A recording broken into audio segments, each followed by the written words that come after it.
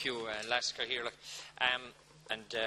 We won't be opposing the order of business, but we do note, and it happens in every term, that the legislation that we have on this side of the House and that members opposite have proposed on the other side of the House, we're not going through legislation as we should, and I hope the leader, and I know he will address issues that we have brought up on corporate manslaughter, the Irish Sign Language Bill, recognition bill, which he has put on the order paper for the 19th of October, and my colleague Senator Layden's bill in relation to the registration of wills bill.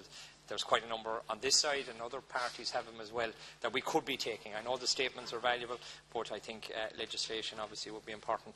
I would ask the leader, in relation to the budget next week, which we will be discussing, a very disturbing case in relation to Kiefer McNamee, who has Kiefer McNamee from County Meath. It appeared on the news last night, so it's in the public domain, and it's in relation to a neurodegenerative disorder that she has. And she had 30 hours of assistance cut down to 19 hours. And she works in Meath County Council. She had 3 hours allocated for assistance while at work, cut down to 30 minutes. An 83% drop in her assistance. She can no longer go out socially. She gets no more physiotherapy. She's not the only one, but she is a clear example of how the system has to work for people like Kiefer, because if she doesn't get that assistance, she's living at home, she's with her father and her sister and her niece, but if she doesn't continue to get the assistance that she used to get... people in the House, sorry. It's in the public domain. Well, even still.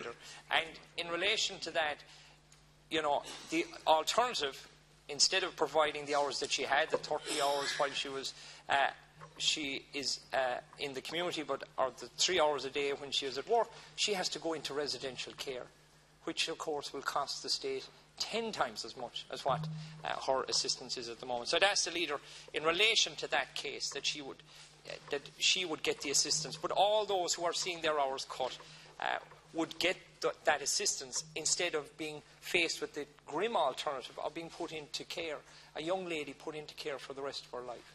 I don't think that's the way we should treat citizens in this day and age. And the issue of insurance has come up again, and we see how the State Claims Agency has actually exposed the insurance companies and the lies that they've been telling us that, oh well, the cost of claims have gone up, compensation has gone up, and therefore we are therefore charging more. Since the beginning of the year, insurance has gone up by 28%. Insurance costs. Over the last 12 months, it's gone up by 34%. And since 2014, it has gone up by 60%. And yet, in 2014, for the records that we have available, the actual amount of compensation paid out to claimants went down by 36%.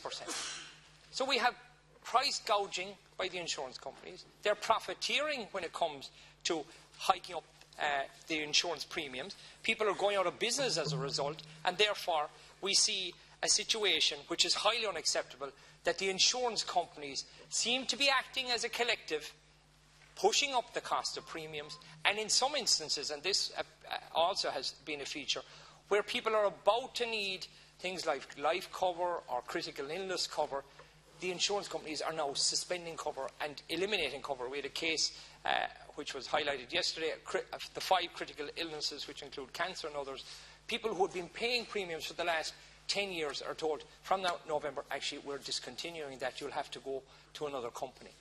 And that is another form of price gouging, another form of profiteering by the insurance companies. When people are about to need cover like that, giving them the peace of mind, we see a situation where those covers are now being withdrawn by insurance companies, on top of all the insurance companies which have been established in other jurisdictions and suddenly disappear.